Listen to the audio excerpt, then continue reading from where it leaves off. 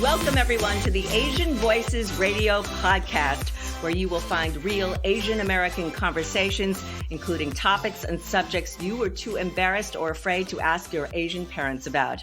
Hello, everyone. I'm your host, Sasha Foo, and our special guest today is Lan Thai, a San Diego-based chef, restaurant owner, and health advocate who truly subscribes to the belief that you are what you eat. Lan's story is one of taking chances and taking risks. She came to the United States with her family when she was only 6 months old. Her Vietnamese Chinese parents brought up Lan and her siblings on a farm in San Diego County. Now, after a brief stint working in software at Adobe, Lan left that corporate world behind to pursue her passions as a chef.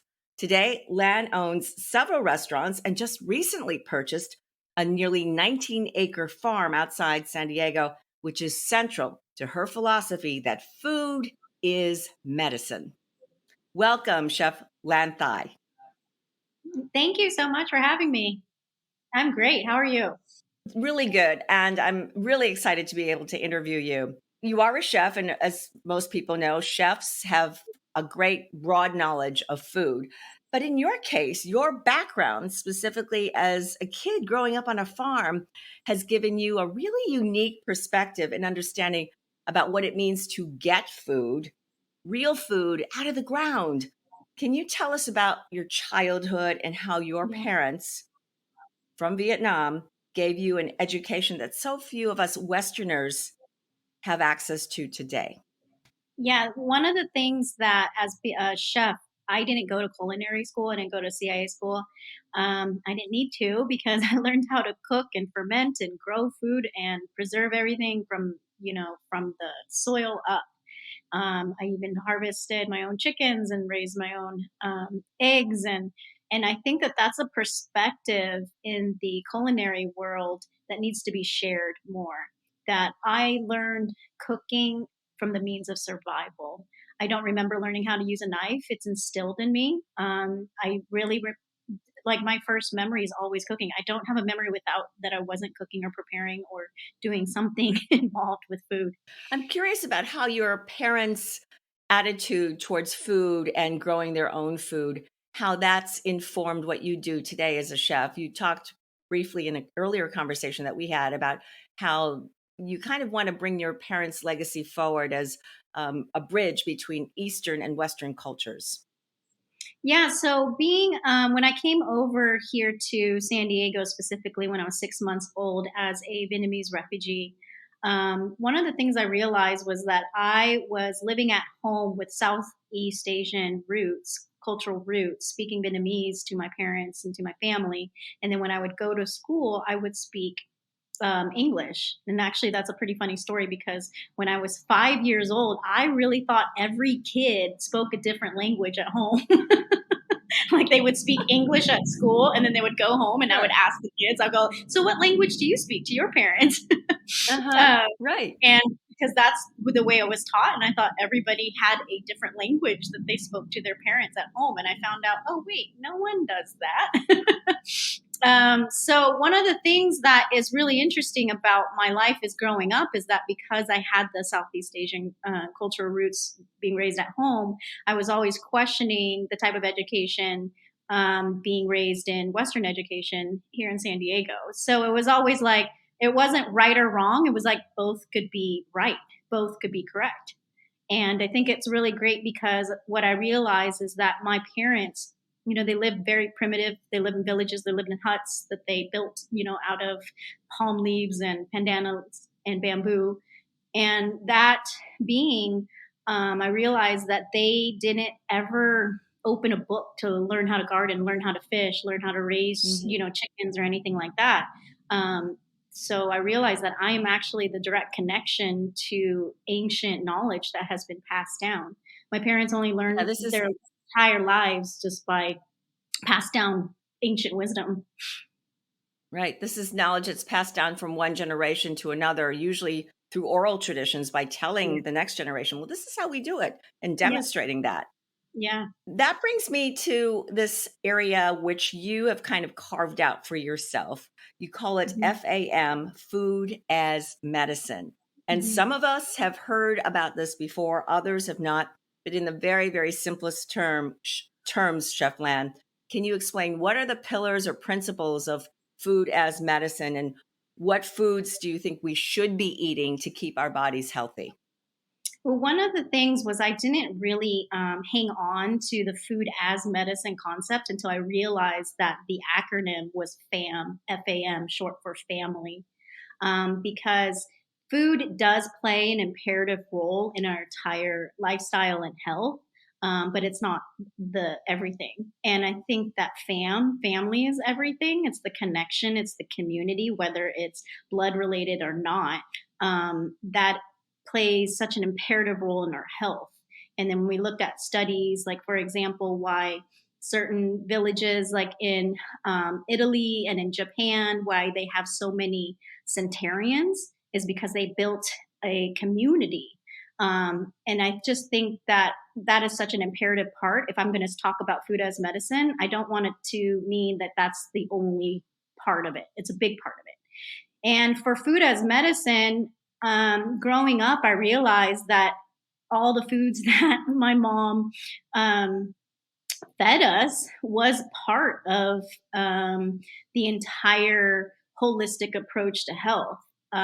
It was using all of our senses, using all the colors of the rainbow, using all the flavors of the food, all all your senses being used in creating a dish, and then making sure that the practices of how the food is grown is done with integrity, is done with care. My dad is one of the most patient, very careful, meticulous man.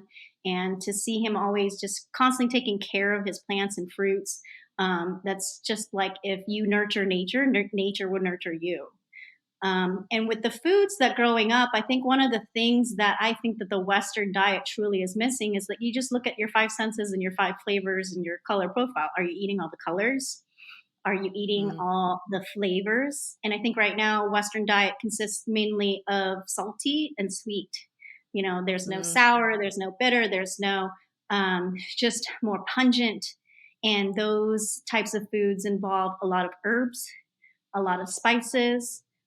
Those are the central part of what I consider food as medicine. But it's an overall, like eating a very biodiverse, like introducing a lot of different vegetables, a lot of different fruits, a lot of different types of grains. The more diverse type of diet you have, actually, the healthier it is.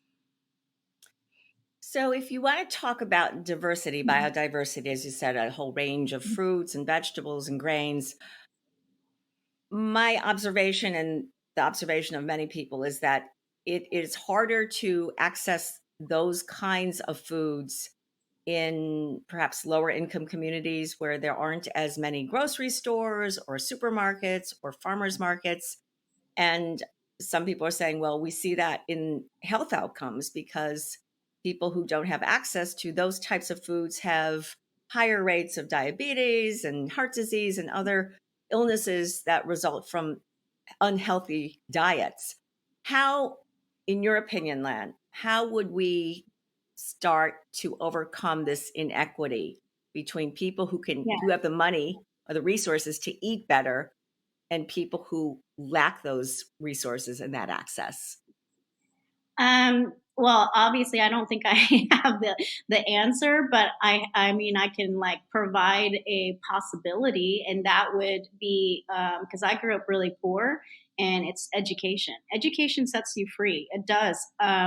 So it's not just about like giving people free food all the time. It's educating them. Like, why are you eating this bread? Why do you need to introduce more fermented products? Why do you need to eat like this? And I think the more they educate, then they realize that they won't seek out the fast foods and, the 7-Eleven, just crappy hot dogs and nachos and things like that just because it's cheap.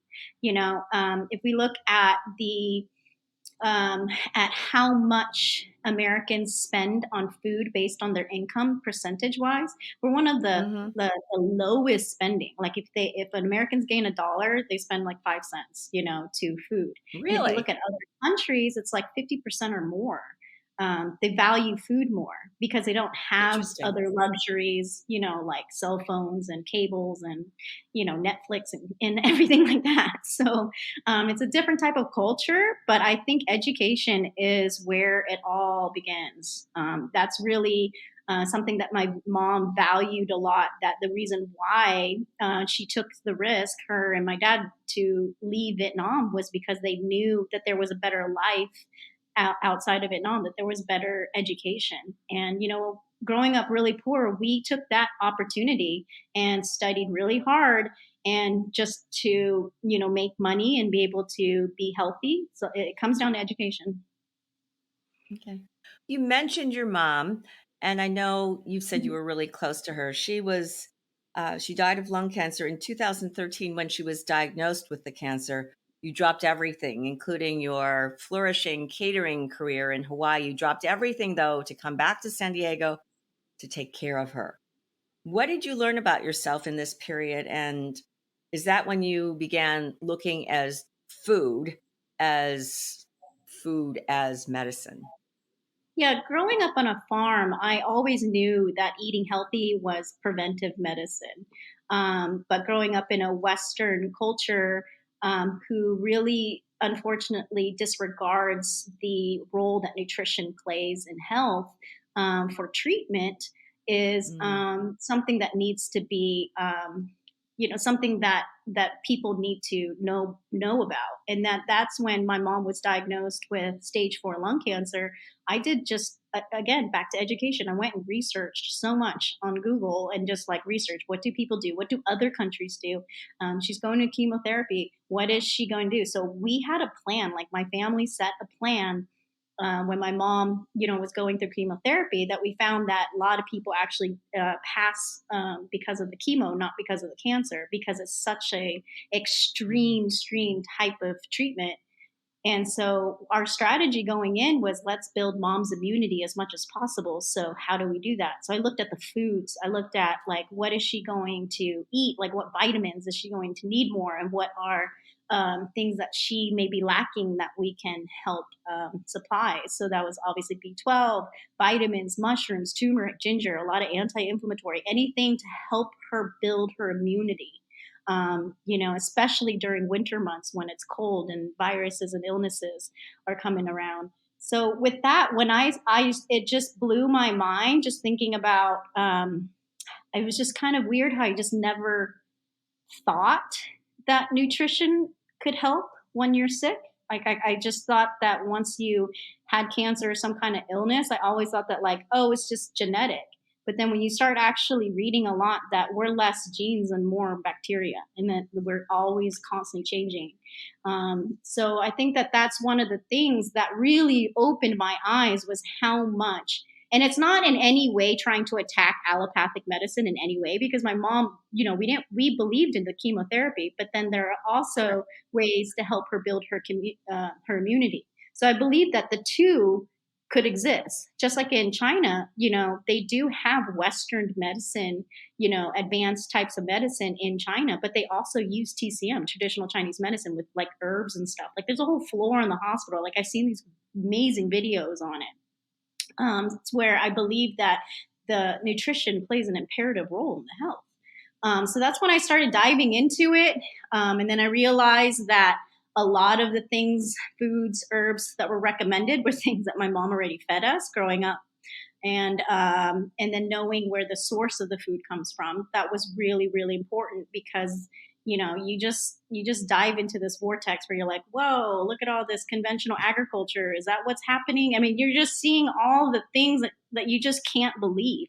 When I told my mom that the cows here were fed corn and not grass, she's just like, what do you mean? Like, like growing up in Vietnam, they're naturally just eat grass. They don't eat corn. They don't eat grain. So those are the kind of things that, like I just went and just was so fascinated into the food industry, the FDA, the pharmaceutical industry, just really, really dived into it. And it's just like, I just can't believe that nutrition was completely disregarded by Western medicine. Chef Lan, as you were doing all this research into food and how it was interacting with your mother's cancer and her chemotherapy, did you see any connections between certain foods that she was eating and the way what was happening to her health or the status of her health? Oh yeah, definitely. There was one time she was actually taken to the ER, and we actually asked her, the doctors, to check her vitamin levels, and she was low in vitamin D. So those are like things that we found out immediately, and we're like, oh wow, she was low in vitamin D, so because she wasn't outside going in the sun because she was so resting, and so we were like, okay, we'll take her on strolls to get her a little bit more sun, morning sun, and then we'll also have her eat more meats and eggs and mushrooms, especially. It opened my eyes on mushrooms because what I what I realized, what I like to research is not just what Americans do, but I like to research what other countries are doing too.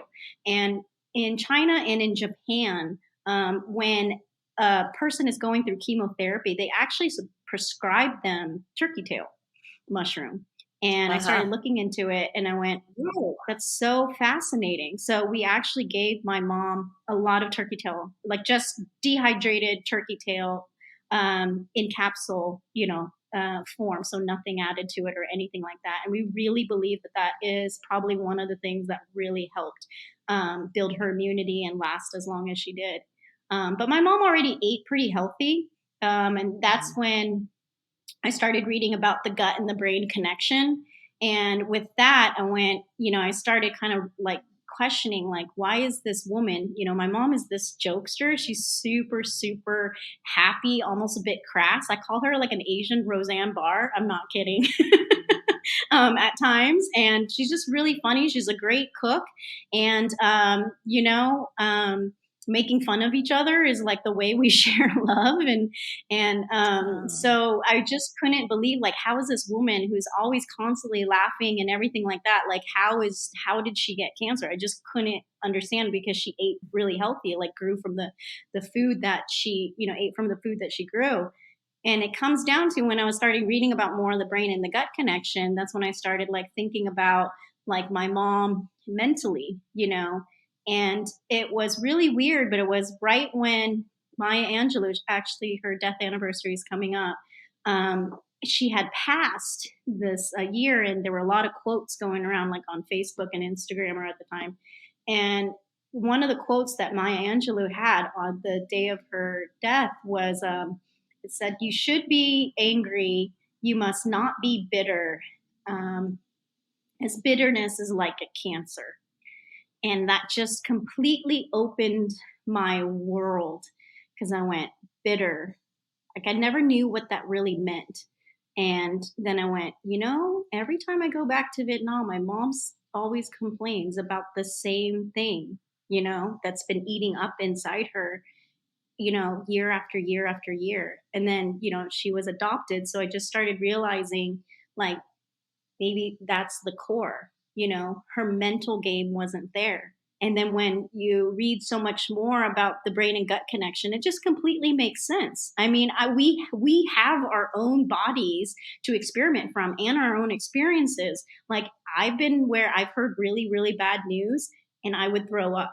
I'd literally throw up from hearing bad news. Now, if that is not a direct link to the brain and gut connection, like, I don't know what is. We even say that we have a gut feeling, you Hmm. know? That's right. That's right. So, um, yeah, so, I really just completely opened my eyes to a way of holistic health, where it wasn't just nutrition, what you're feeding your gut, but it's also your mental game, and how much power the power of mental strength, plays as well. So this knowledge that you acquired while you were caring for your mom became the foundation for the next big step in your life, Lan, which is you made this tremendous leap from being a private chef and caterer to actually opening your own restaurant, your first restaurant. That's Yeah. huge. You've said that it was your mother's death that helped you Hmm. find that path. Can Yeah. you tell us a little bit more about that and how the end of your mother's life brought you to this place of wanting to create something new? Yeah, I've always felt like after my mom's my mom's passing, I was super lucky to be there. And the moments that happened before her death, which I have read that many people have experienced, that the world truly does prepare you if you listen.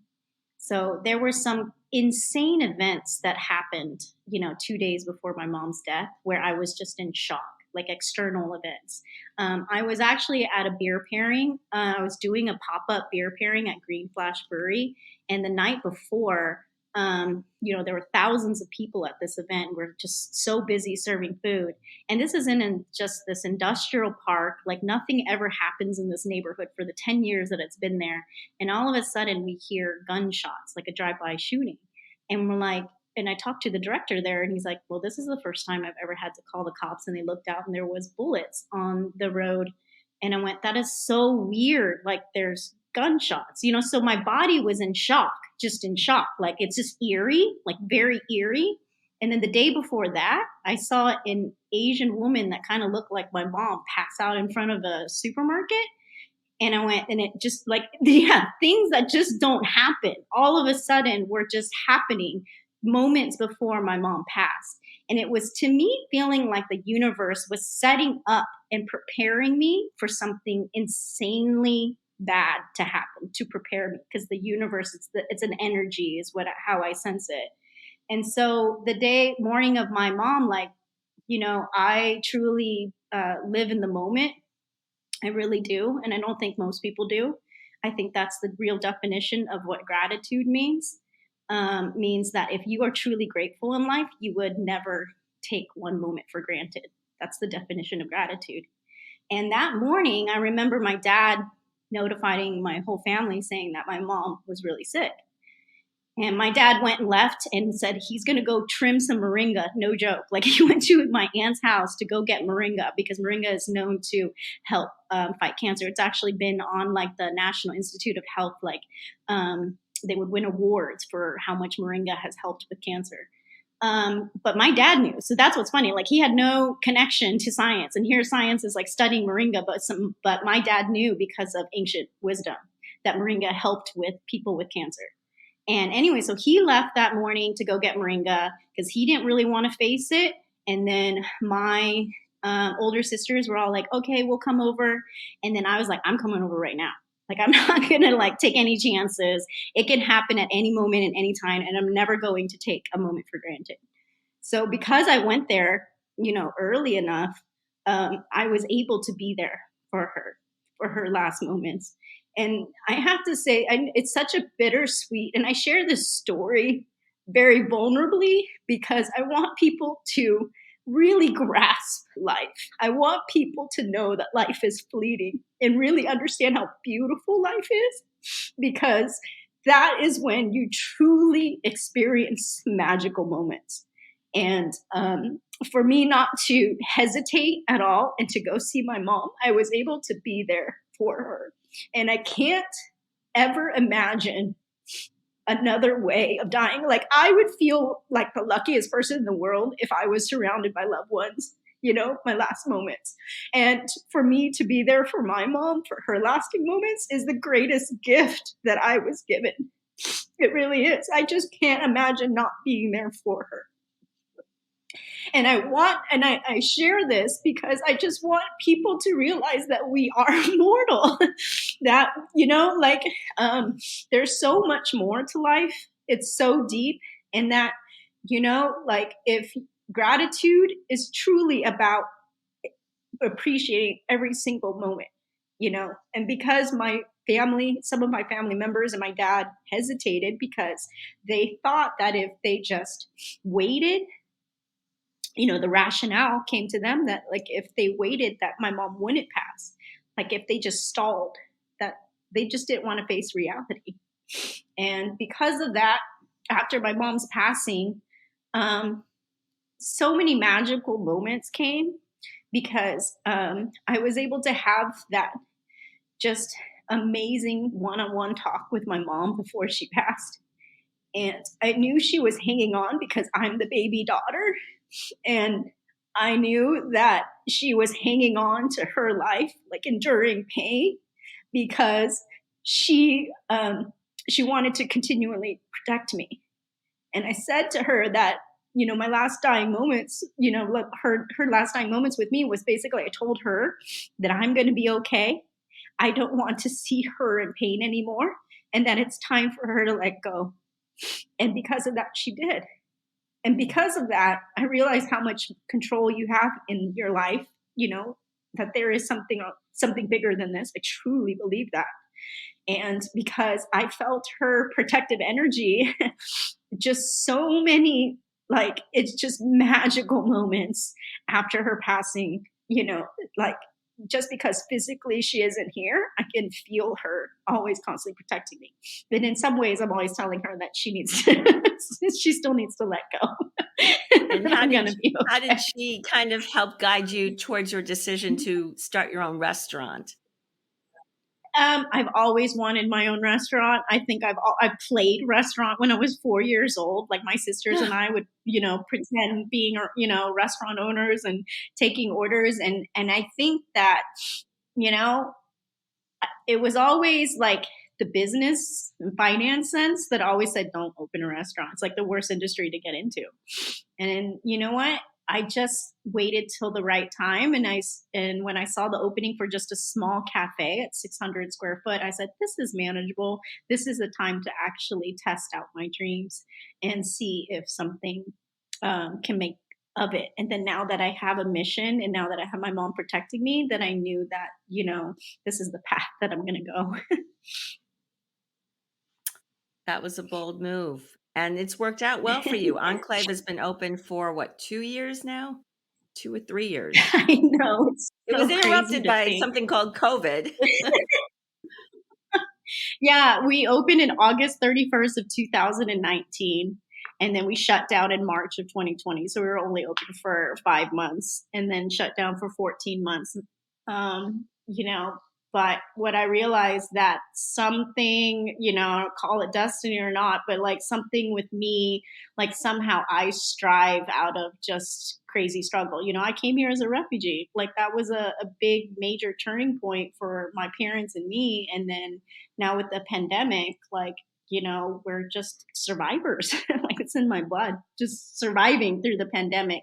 And not only were we surviving, we were thriving, because we scored a government contract called the Great Plates Program, where California and San Diego County would pay restaurants to feed seniors every day, 3 meals a day. And we did that for 14 months.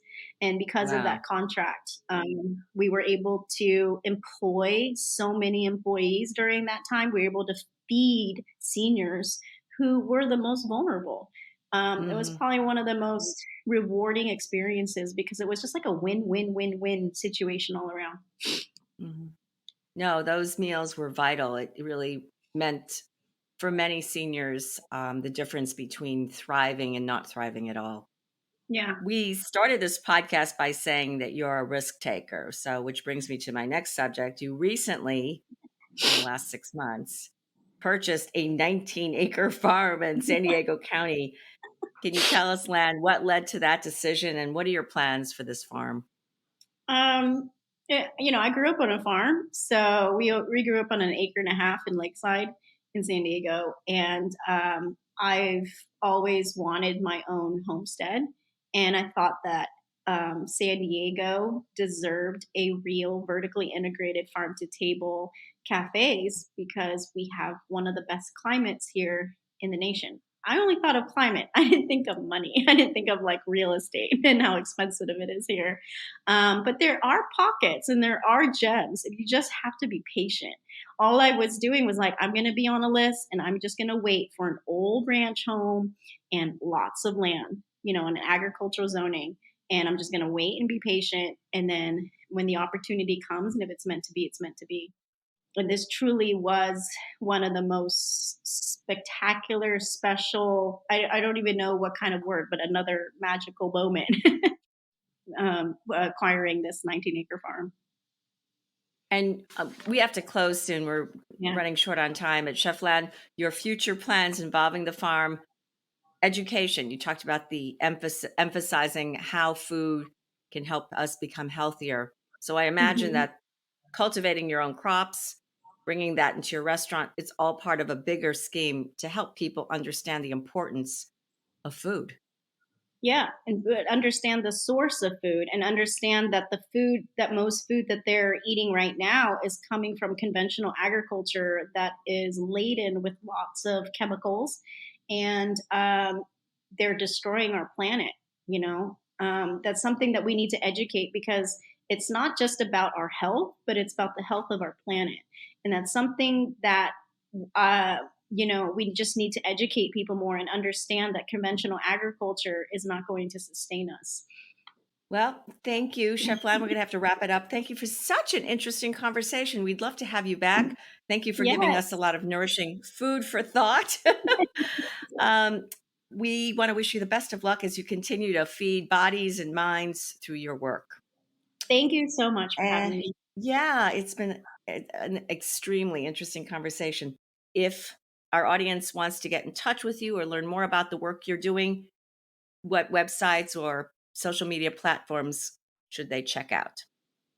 Yes, you can find our website at www.enclave, that's ENCLAVE, fam.com. And same Instagram handle is Enclave Fam. If you want to see all the pretty pictures, it's all on Instagram. We love pretty pictures. Thanks so much.